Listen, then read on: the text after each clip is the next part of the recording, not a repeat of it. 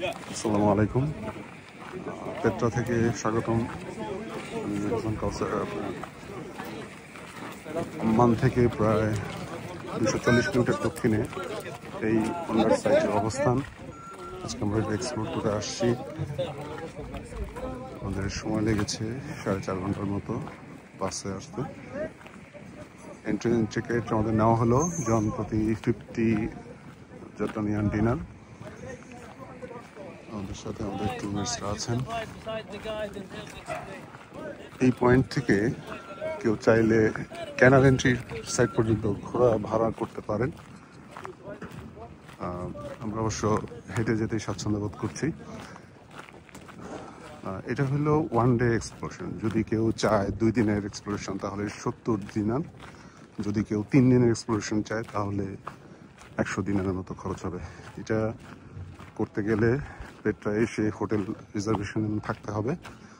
যেহেতু আমাদের একদিনের প্যাকেজ, এই জন্য আমরা 50 জেডি।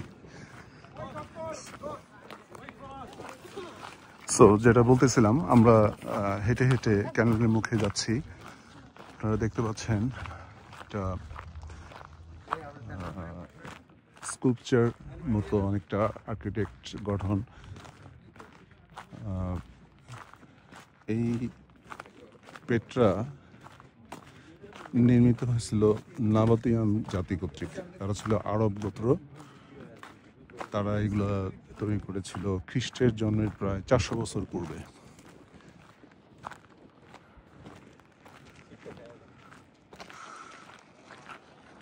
তারপরে এখানে রোমান সাম্রাজ্য প্রতিষ্ঠিত হওয়ার পরে খ্রিস্টের জন্মের 100 বছর আগে প্রায় রোমান সাম্রাজ্য যখন প্রতিষ্ঠিত হয়, আস্তে আস্তে এটা হারিয়ে যেতে থাকে, লস্ট সিটি বলে অভিহিত হতে থাকে। এরপরে এখানে চতুর্দিক থেকে মিশরীয় সভ্যতা আক্রমণ হলো, গ্রিক সভ্যতার আক্রমণ হলো, ইরাক থেকে মেসোপটেমিয়া ব্যাবিলনীয় সভ্যতা দ্বারা গ্রিপ্ট হওয়ার পরে এটা পুরোপুরি হারিয়ে যায়। তো আস্তে আস্তে এটা পুনরুদ্ধারের কাজ করেন একজন প্রত্নতত্ত্ববিদ। তার নাম হলো জন লুডউইগ বার্কহার্ড। তিনি 1812 সালের দিকে এটা নিয়ে কাজ করে এটা পশ্চিমা বিশ্বের দিকে এটা গবেষণায় নিয়ে আসেন। তারপর আস্তে আস্তে এটা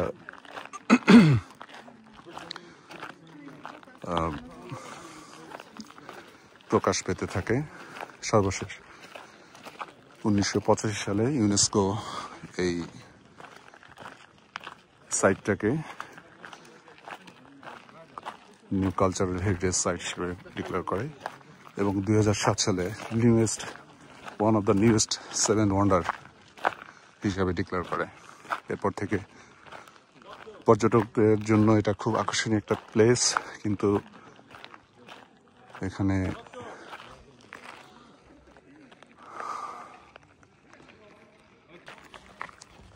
আপনাদেরকে যা বলছিলাম, এটা আমাদের প্রথম অবজারভেটরি সাইট। নাম হচ্ছে জিনি ব্লকস বা জিন ব্লক যেটাকে বলা হয়।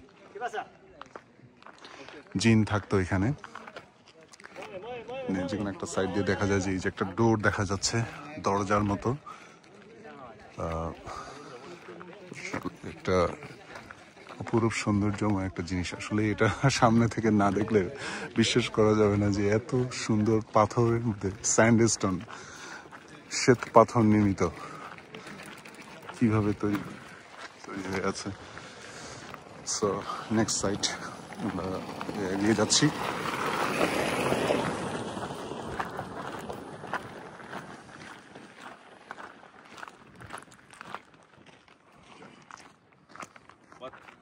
I'm not responsible for what's gonna happen. It's Aramaic language. So it shows, actually it's talking about this tomb. So it shows the names of the people who were buried inside this. So, এটার ভিতরে কে কে মারা গেছে এদের নামে যে লেখা This আছে one is talking about this one, so it shows the name. those who are dead Asma. Asma. Asma. এটা দ্বিতীয় সাইট, বাম দিকে এই স্ট্রাকচারটার বাম দিকেই এখানে অনেক টম্ব আছে, যারা এগুলো নির্মাণ করেছিল খোদাই করে এই লোকদের কবর এখানে আছে। অনেক টম্ব, অনেক কিছু এখনো সিক্রেট, টপ সিক্রেট। সামনে দেখা যাচ্ছে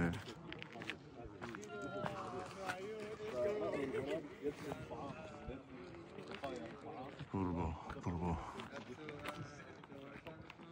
ভাষায় প্রকাশ করা যায় না, অপূর্ব। দূর থেকে একটু ডিস্টেন্ট ভিউ দেখেন, মনে হচ্ছে যেন এইটা হচ্ছে একটা, তো এইটা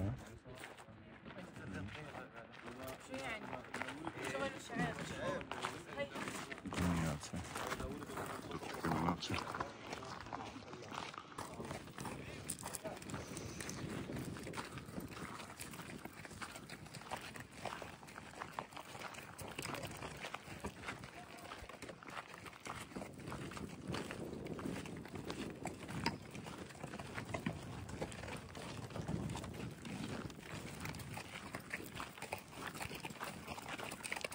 এই সাইটে হর্স মানে ঘোড়াতে যারা আসে তারা এখানে ড্রপ হয়, বেশি দূর না, হয়তো 500 থেকে 600 মিটারের মতো হবে।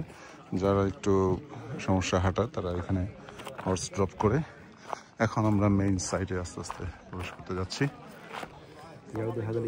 সো এইখানে এই টানেল সম্বন্ধে একটু ডেসক্রিপশন দেওয়া আছে।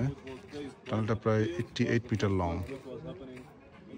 Yes, it's still working until now. আমাদের Since গাইড 2000 বর্ণনা years করছেন ago. Whenever it rains in here, এটা আসলে instead of শহরের flowing inside, the water will just canyon come side, through this entrance side. area and all the way down and go যখন around. বৃষ্টি হতো তখন the এখানে পানি force নেমে আসতো। Who did এবং it? নাবাতিয়ান বলেছিলাম, আরব গোত্র নাবাতিয়ানরা এখানে ওয়াটার সিস্টেম, সুইচ সিস্টেম এগুলো তৈরি করেছিল। তো আমরা এখন ক্যানিয়নের ভিতরে ঢুকছি। আমরা এখন ক্যানিয়ন সাইটে ঢুকছি। গার্ড এরকম ঢাল তলোয়ার নিয়ে যেমন দাঁড়ায় থাকে রাজদরবারে, সেরকম দাঁড়িয়ে আছে।